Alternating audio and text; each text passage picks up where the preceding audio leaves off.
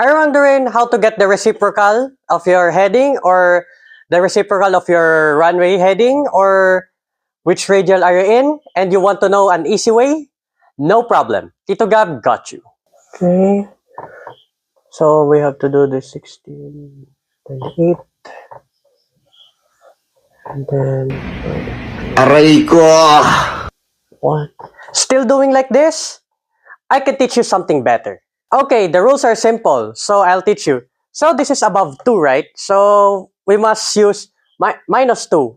We just have to subtract this. And then this one, you use plus 2. And the last digit, drop.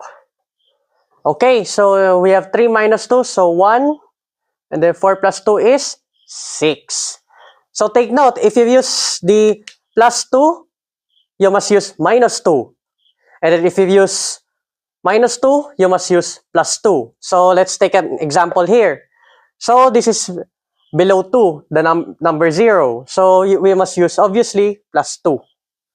So 0 plus 2, so obviously it's 2. And then, since we've used the plus 2, we must use minus 2.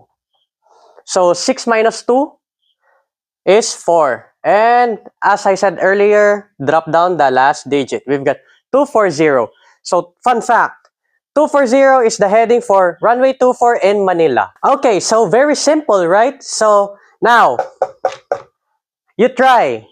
And feel free to post this video to get the answer. And comment below what's the answer. Oh, did you get the answer correctly? If not, no problem. Let's answer it together. So, here. 320. So, once again, this is above 2, right? So, 3. So, let's put minus 2. And then we've used the minus 2. We'll put plus 2. And drop down the 0, the last digit. So, 2 plus 2 is 4.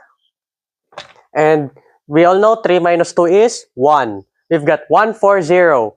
So, this one is runway 32 and runway 14 in IBA. Okay, take note about this rule.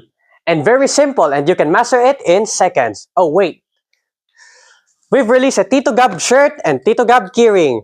Grab yours now and just click the link in the bio. And follow for more simple aviation lessons. And this is your Tito Gab, your Tito in the cockpit.